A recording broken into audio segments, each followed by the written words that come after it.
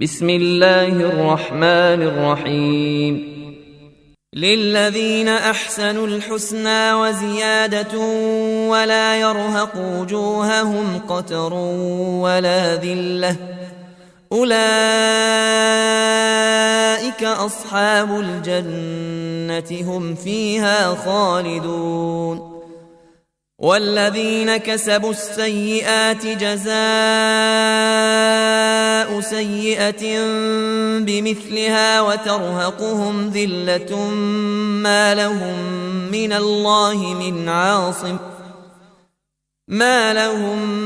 الله من عاصم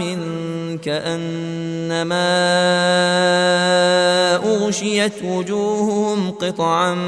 من الليل مظلما، أولئك أصحاب النار هم فيها خالدون. ويوم نحشرهم جميعا ثم نقول للذين أشركوا مكانكم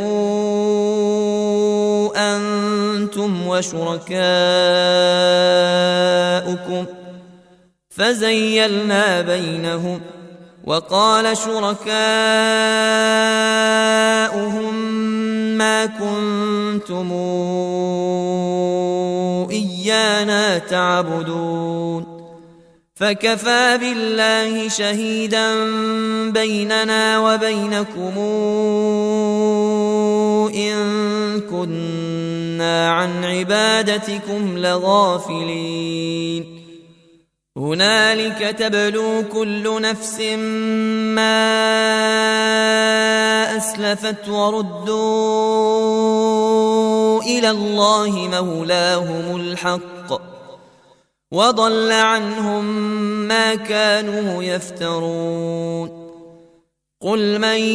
يرزقكم من السماء والأرض أمن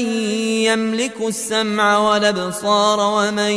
يخرج الحي من الميت ويخرج الميت من الحي ومن يدبر الأمر فسيقولون الله، فقل فلا تتقون. فذلكم الله ربكم الحق، فماذا بعد الحق إلا الضلال، فأنى تصرفون. كذلك حقت كلمات ربك على الذين فسقوا أنهم لا يؤمنون. قل هل من شركائكم من يبدأ الخلق ثم يعيده، قل الله يبدأ الخلق ثم يعيده فأنى توفكون.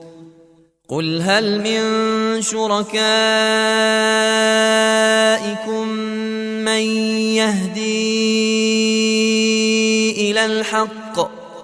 قل الله يهدي للحق، أفمن يهدي إلى الحق أحق أن يتبع أمن لا يهدي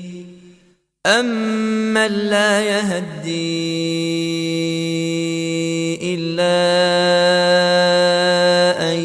يهدى، فما لكم كيف تحكمون. وما يتبع أكثرهم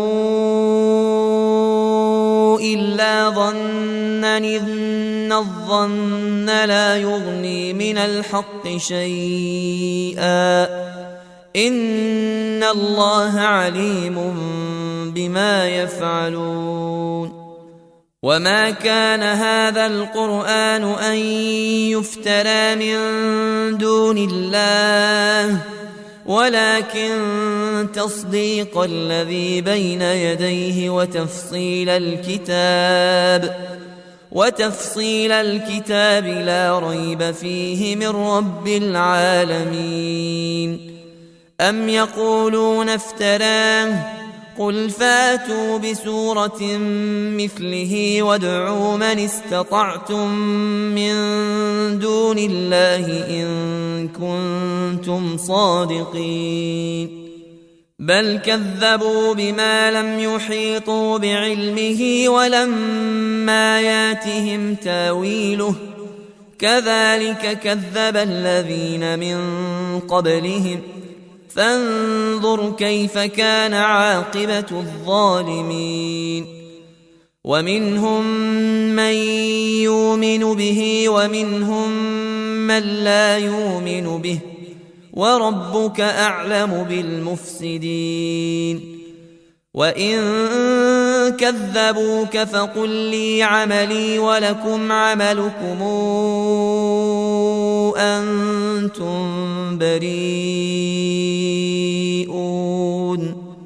أنتم بريئون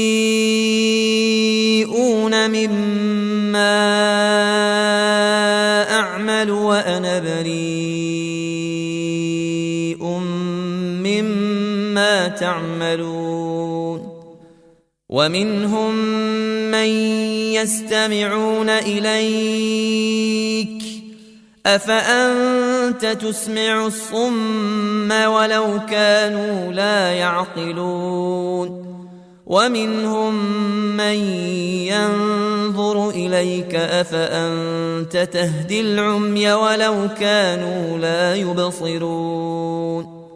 إن الله لا يظلم الناس شيئا ولكن الناس أنفسهم يظلمون ويوم نحشرهم كأن لم يلبثوا إلا ساعة من النهار يتعارفون بينهم قد خسر الذين كذبوا بلقاء الله وما كانوا مهتدين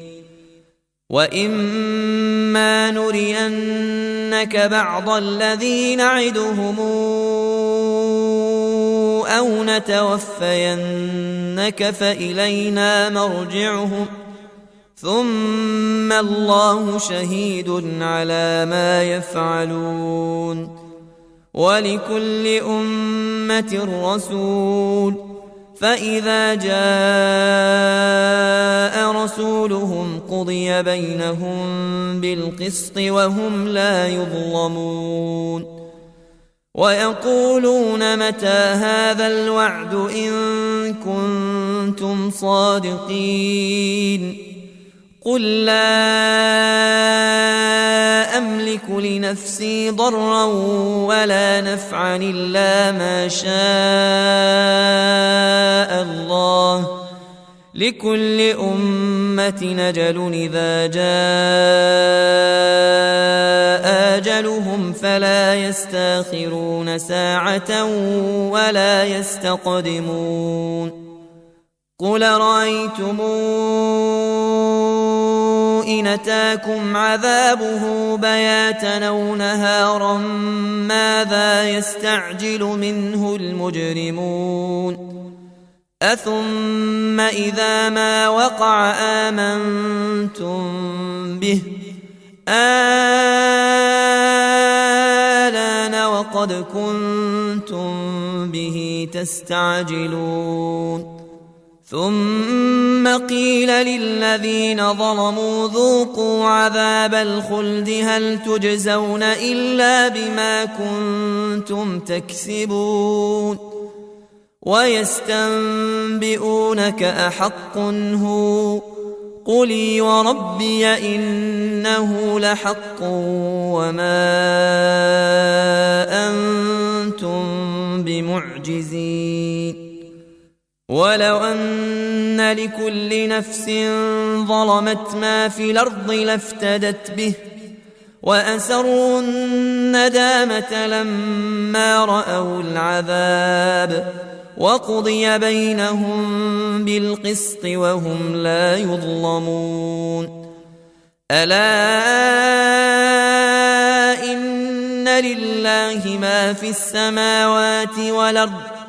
ألا إن وعد الله حق ولكن أكثرهم لا يعلمون هو يحيي ويميت وإليه ترجعون يا أيها الناس قد جاءتكم موعظة من ربكم وشفاء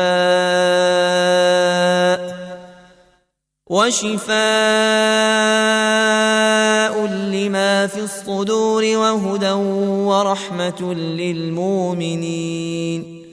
قل بفضل الله وبرحمته فبذلك فليفرحوا هو خير مما يجمعون قل رأيتم ما أنزل الله لكم من رزق فجعلتم منه حراما وحلالا قل الله أذن لكم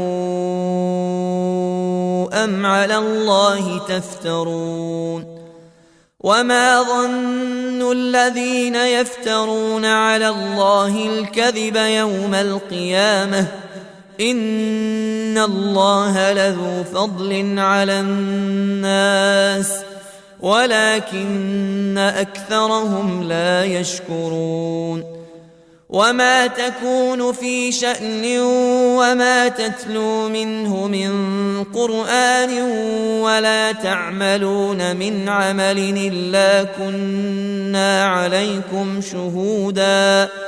إلا كنا عليكم شهودا إذ تفيضون فيه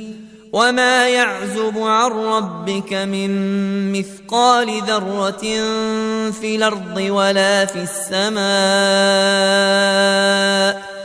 ولا أصغر من ذلك ولا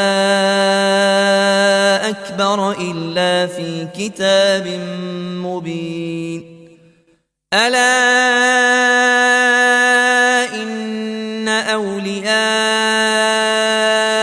الله لا خوف عليهم ولا هم يحزنون الذين آمنوا وكانوا يتقون لهم البشرى في الحياة الدنيا وفي الآخرة لا تبديل لكلمات الله ذلك هو الفوز العظيم ولا يحزنك قولهم إن العزة لله جميعا هو السميع العليم ألا إن لله من في السماوات ومن في الأرض وما يتبع الذين يدعون من دون الله شركاء إن يتبعون إلا الظن وإن هم إلا يخرصون هو الذي جعل لكم الليل لتسكنوا فيه والنهار مبصرا إن في ذلك لآيات لقوم يسمعون قالوا اتخذ الله ولدا سبحانه هو الغني له ما في السماوات وما في الأرض إن عندكم من سلطان بهذا أتقولون على الله ما لا تعلمون قل إن الذين يفترون على الله الكذب لا يفلحون متاع في الدنيا ثم إلينا مرجعهم ثم نذيقهم العذاب الشديد بما كانوا يكفرون واتل عليهم نبأ نوح إذ قال لقومه يا قوم إن كان كبر عليكم مقامي وتذكيري بآيات الله فعلى الله توكلت فأجمعوا أمركم وشركاءكم ثم لا يكن أمركم عليكم غمة ثم قضوا إلي ولا تنظرون فإن توليتم فما سألتكم من أجر نجري إلا على الله وأمرت أن أكون من المسلمين فكذبوه فنجيناه ومن معه في الفلك وجعلناهم خلائف وأغرقنا الذين كذبوا بآياتنا فانظر كيف كان عاقبة المنذرين ثم بعثنا من بعده رسلا إلى قومهم فجاءوهم بالبينات فما كانوا ليؤمنوا بما كذبوا به من قبل كذلك نطبع على قلوب المعتدين ثم بعثنا من بعدهم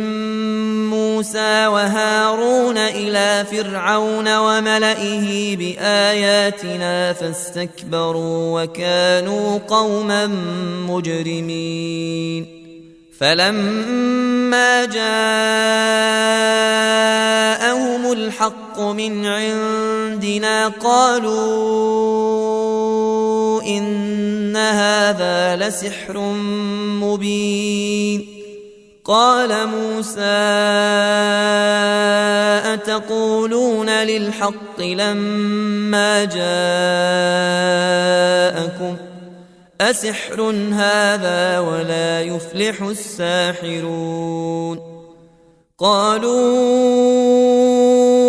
أجئتنا لتلفتنا عما وجدنا عليه آباءنا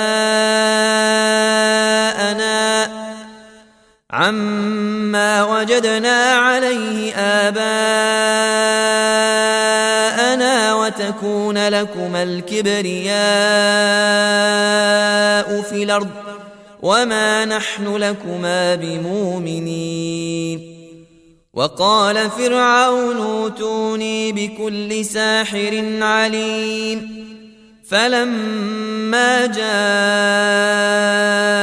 السحرة قال لهم موسى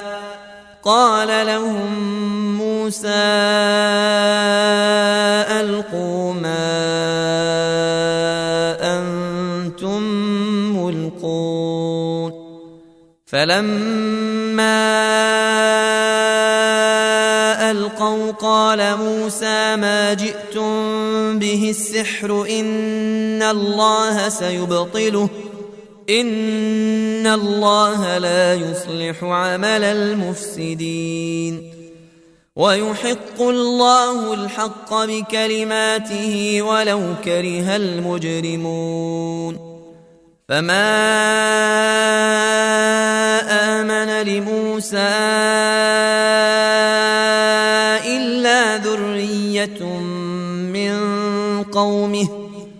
إلا ذرية من قومه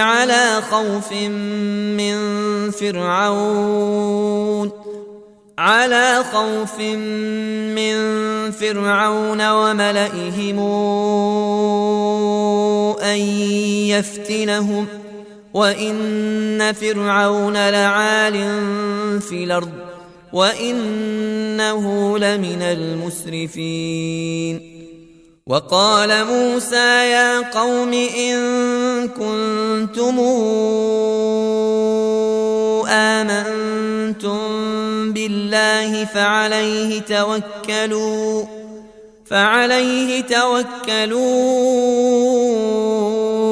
إن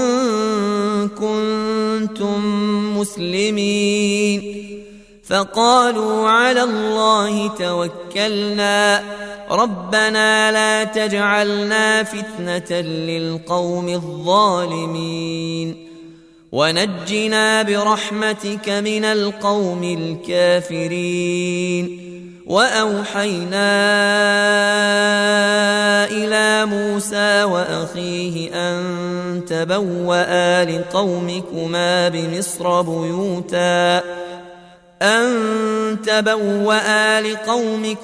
بمصر بيوتا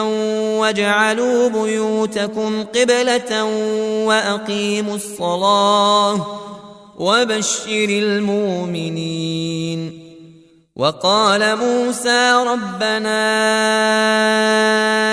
إنك آتيت فرعون وملأه زينة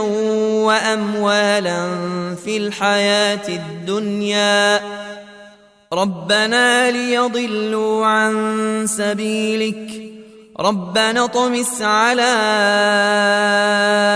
أموالهم واشدد على قلوبهم فلا يؤمنوا حتى يروا العذاب الأليم. قال قد أجيبت دعوتكما فاستقيما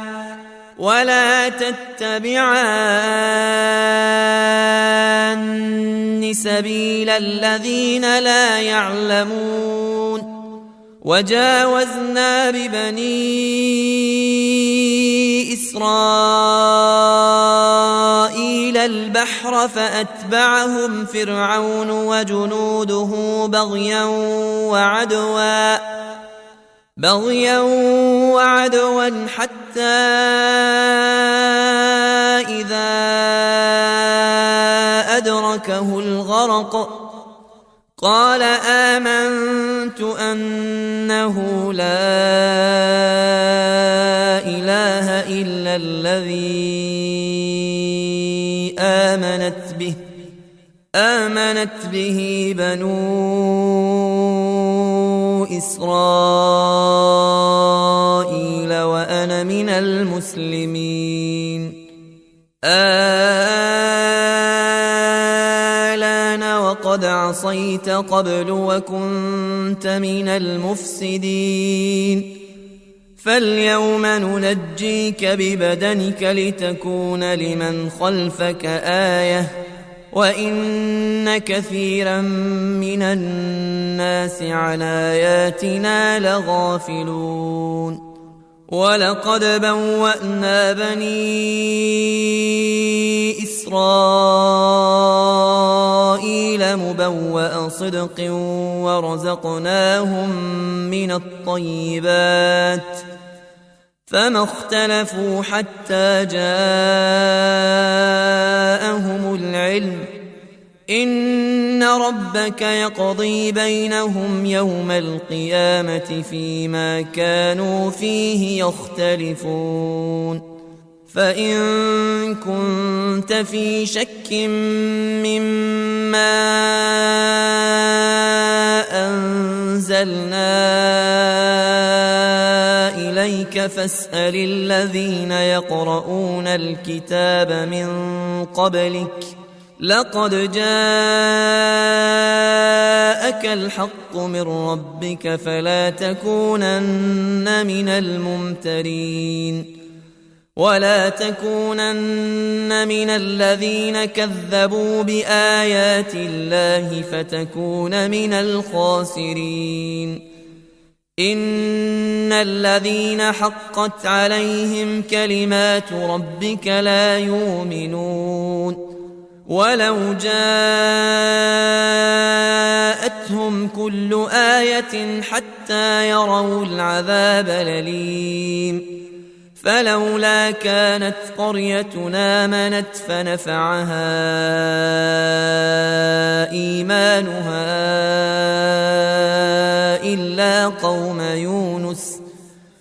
إلا قوم يونس لما آمنوا كشفنا عنهم عذاب الخزي في الحياة الدنيا كشفنا عنهم عذاب الخزي في الحياة الدنيا ومتعناهم إلى حين ولو شاء ربك لآمن من في الأرض كلهم جميعا أفأنت تكره الناس حتى يكونوا مؤمنين وما كان لنفس أن تؤمن إلا بإذن الله ويجعل الرجس على الذين لا يعقلون قل انظروا ماذا في السماوات والأرض وما تغني الآيات والنذر عن قوم لا يؤمنون فهل ينتظرون إلا مثل أيام الذين خلوا من قبلهم قل فانتظروا إني معكم من المنتظرين ثم ننجي رسلنا والذين آمنوا كذلك حقا علينا ننجي المؤمنين قل يا أيها الناس إن كنتم في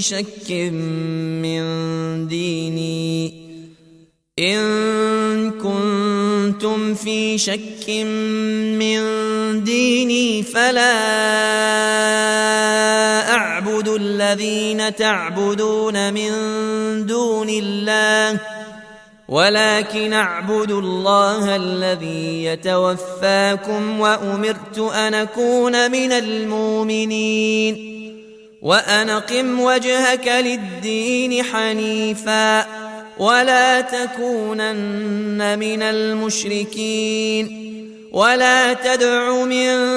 دون الله ما لا ينفعك ولا يضرك فإن فعلت فإنك إذا من الظالمين وإن يمسسك الله بضر فلا كاشف له إلا هو وإن يردك بخير فلا راد لفضله يصيب به من يشاء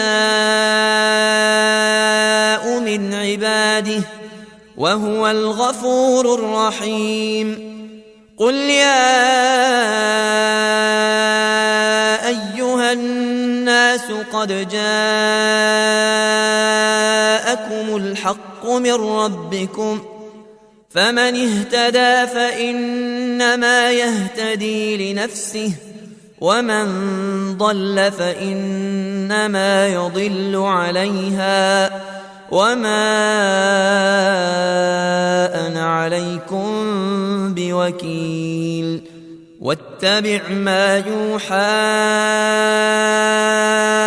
إليك واصبر حتى يحكم الله وهو خير الحاكمين بسم الله الرحمن الرحيم ألف لام را كتاب أحكمت آياته ثم فصلت من لدن حكيم خبير ألا تعبدوا إلا الله إنني لكم منه نذير وبشير وأن استغفروا ربكم ثم توبوا إليه يمتعكم متاعا حسنا إلى أجل